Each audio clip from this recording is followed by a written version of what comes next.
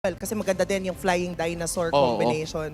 So definitely naging maganda yung pagkakapili dito ni Rene J ng Mathilda because this opens up a lot for Aurora MLBB considering na kailangan lang nila mapigilan yung Cho. Again, ito yung crucial na space making capability ng Cho na kailangan mag-watch out for ng Auroras. Yeah. I think Valentina Barats or Valentina Teresla definitely sounds good here. Pero mukhang Edith pa rin talaga. At ayan na! Ito na ang playoff switch up. Hindi pwedeng manatili sa mga sabihin na nating predictable na pick. Wow. Naglagay na muli ng Zask. Yes, pinakina ang Nightmaric Spawn. Pero napakaganda pa rin ito against sa Hayabusa na masasayang yung ultimate with that Dominator's Descent. Yeah, definitely magiging maganda yon kasi in a way, nalilimitahan mo yung possibility na umikot ng umikot si Kyle TZ towards the towards the mid lane rather. So now for Falcons, AP Bren, open yung Moscow. Diba? Nathan, ang kanilang magiging choice right now.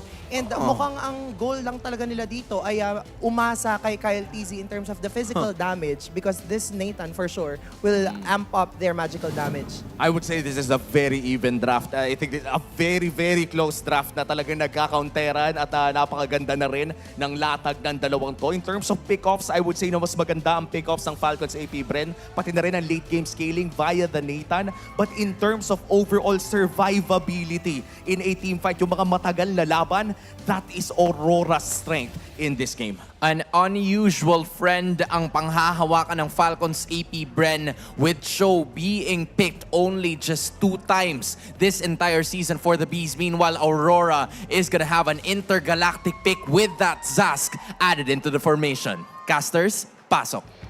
Paanong intergalactic performance din kaya ang makikita natin for game number 2 dahil may mga nagbabalik at may mga hahawakang sari-sariling sabihin na natin comfort picks ang ating mga players papasok dito sa labang ito. 1-0 current standing at lamang ang Falcons AP Bren. Oh, at saka yung sinabi mo dito nga pag mga comfort talaga, ibig sabihin parang kahit nakapikit ka, medyo gamay mo na yung hero. And even for the Zask, ay na-miss natin si Zask kasi may panahon na talagang naban na lang talaga siya at hindi na natin nakita but he is back dito sa Land of Dawn.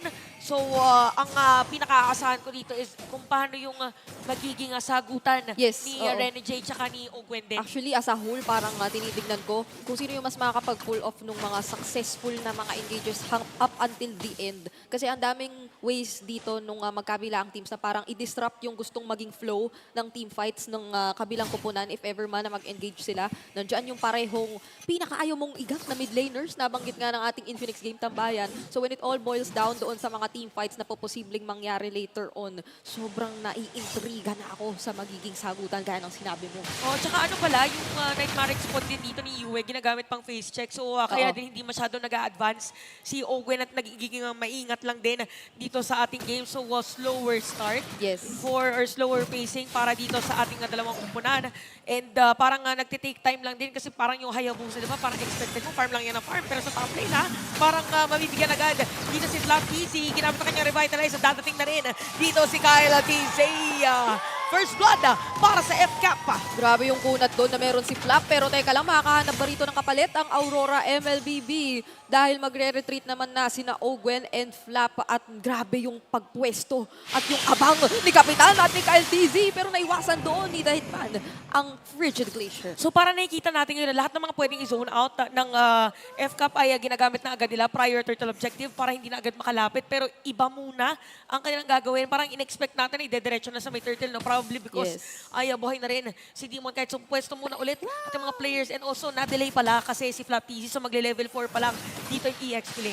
Oo, malapit na naman na. At mukhang magkakaroon na nga tayo ng pagkakakitaan dito sa turtle natin. Pero dito na natin nararamdaman yung ganda ng pag-control ng espasyo na pwedeng mangyari mula sa Aurora. Pero lang! Shoot na shoot yung Avatar of the Guardian kaya naman patay dito si Demon Kite. So habulin ba mga ibang players dito si Edward na ginamit ang kanyang Earth Shatter pero may taunt skill para dito ka Flap TZ. Dumating din si Ogwen. Gawin ng Chick Kunto pero si Few ang makakasecure ng kill. At kahit paman kontrolado na ng Aurora MLBB kanina yung espasyo, hindi talaga nagpahuli ang Falcons AP Bren at ngayon sila pa nga yung nagkaroon ulit ng advantage. Kahit pa yung sinabi mo kanina na di pwede kasing scout palagi ni Yue with the Nightmare Spawn yung mga panggagalingan. Ginulat kasi masyado talaga ng F-Cup. Okay, entropy out. Pero ginamit yung Circle Eagle. Super Marco is down. Pero dadating si Kyle TCE. Gagawa ng mga mag-free hit. Tatamaan doon ng mga blades. Kaya naman Doming is down. So okay lang daw sa kanila kasi merong bawi. Pero dumating na rin si Demon kahit impact siya dito ni Lenny J. Kyle TCE mapatay na rin. Ginamit dito yung Way of the Dragon pero wala makakampi.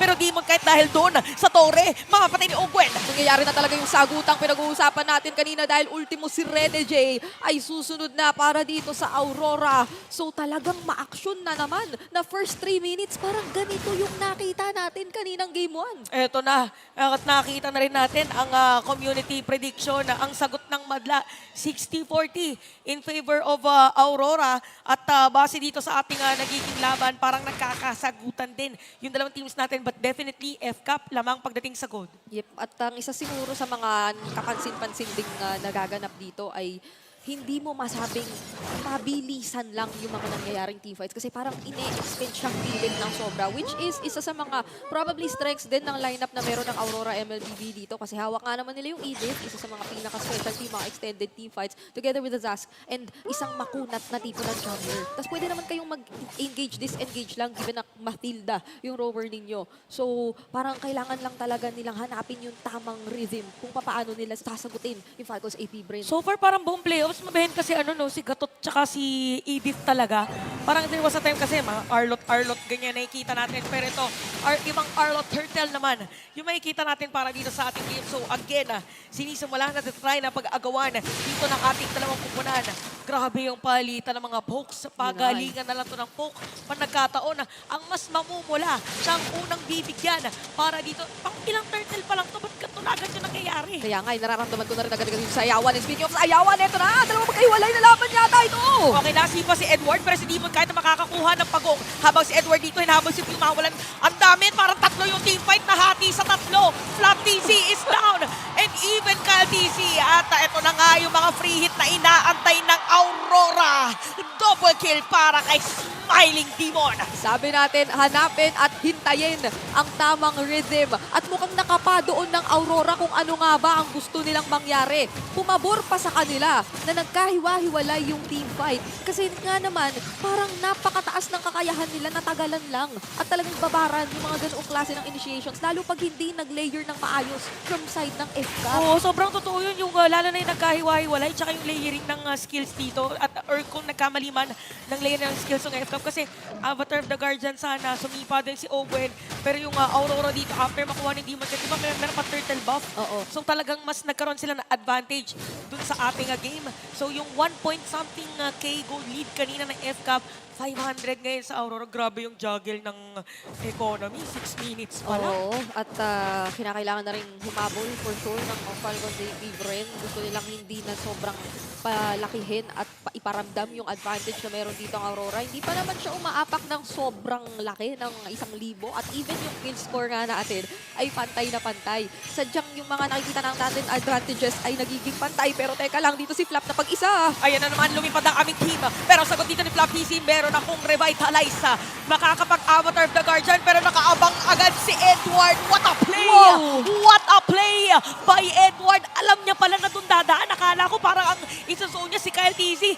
Alam niya na nandoon yung Avatar of the Guardian. Oo, at nalatag pa din. Umabot kahit na nauna ng kaunti yung animation ng Avatar of the Guardian. Sumunod right after doon yung Earth Shatter onward. Kaya hindi na talaga nakahanap ng way out dito. Etong si Flap TZ. Pero at the same time, hindi rin naman pabaya ng trade dito ang Bumagak. Falcons AP Brain. Kumuha pa din doon si Super Marco. Pero etong objective ay mapupunta na sa Aurora. Okay, so meron na namang mga zone na ginagawa dito yung side ng Aurora. Parang nabaliktad na yung sitwasyon. After kuha ng objective, Aurora naman yung dumedire-diretso Oo. dun sa mga players ng FCAP. At tama ba, FCAP, ang kanilang aabangan na dito ay ang super mode ni Makmak? Yes, Ay!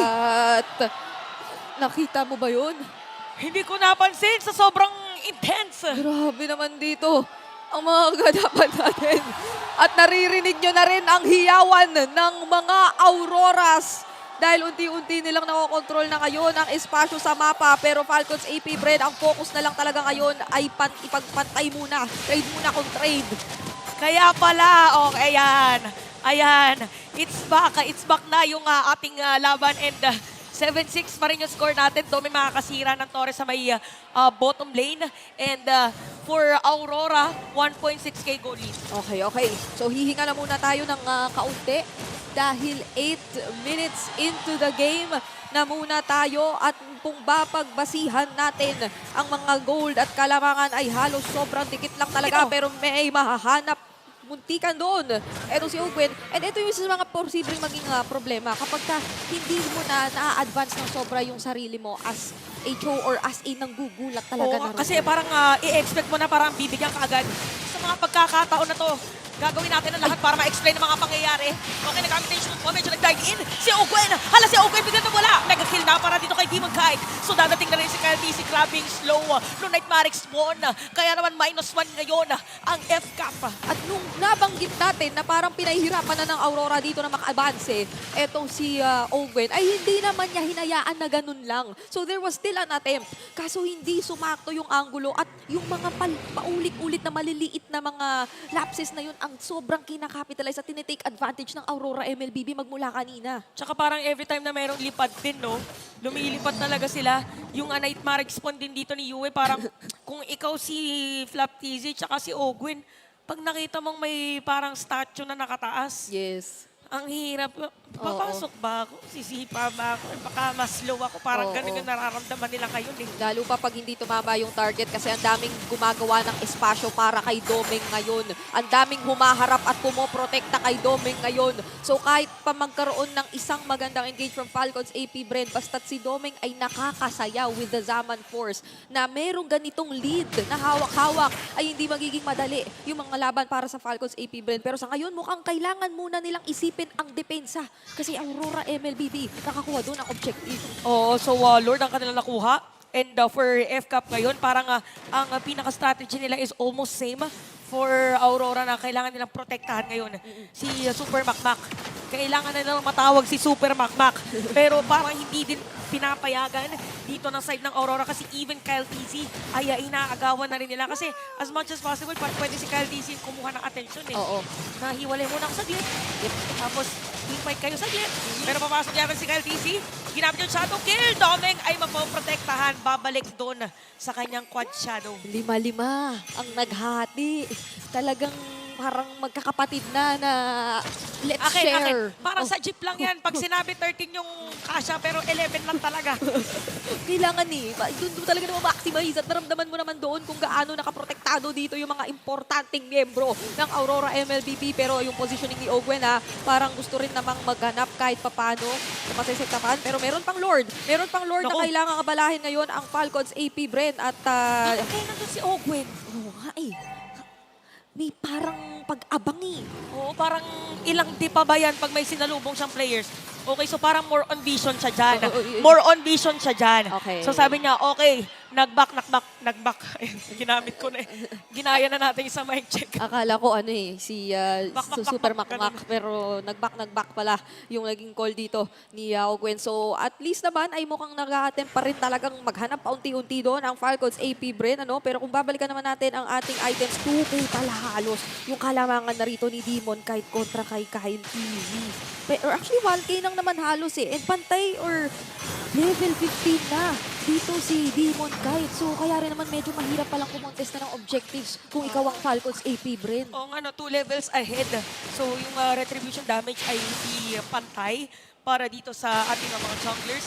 And napaka-importante niyan kasi in a few seconds now, ay magkakaroon na tayo ng Lord para dito sa ating dalawang teams. Kaya din siguro lahat talaga ng mga lanes ay binabantayan din dito ng Aurora.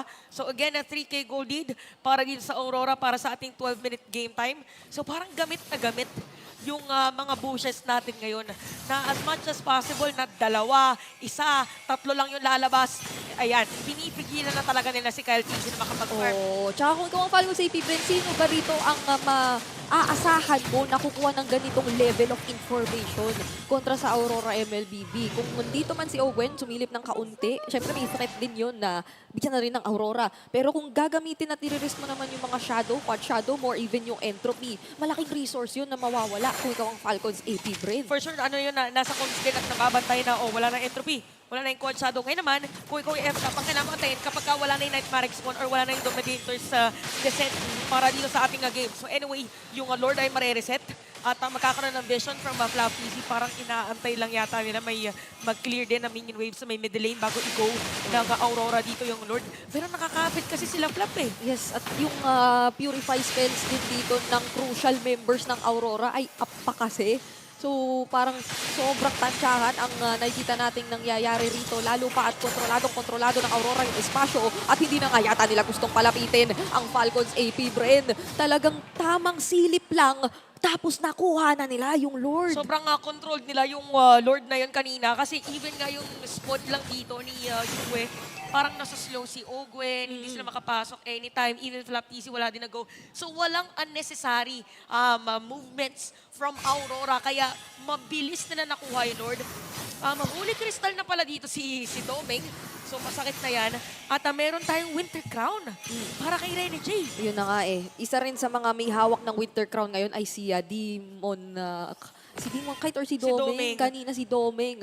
So, Doming Kite kasi yan, Doming Kite kasi minsan malilito ka rin kahit ano eh. napapagdikit na natin yan. Pero isa yun sa mga hindi or pwede bang maging panggulat din ng Aurora na kahit pa mahuli mo yan, hindi lang pala Purify ang hawak, maging Winter Truncheon at paski pagka nag-attempt pa ka ng sayaw. Pero eto na yung Lord na nasa bottom side at mag-e-engage na nga si Edward. Pumasok na nga si Edward. So nagamit na dito yung entropy. Ogwen makapatay na si Pew. Mapipilitan rin na mag-flicker out para makatakas sa mga players dito na Aurora. Unti-unti na nga nawawala ang base. Isang mabilis na sagot. Aurora, game number 2. At pinantay na agad nila ang serye natin ngayong gabi dahil tingin ko ay oras na para sa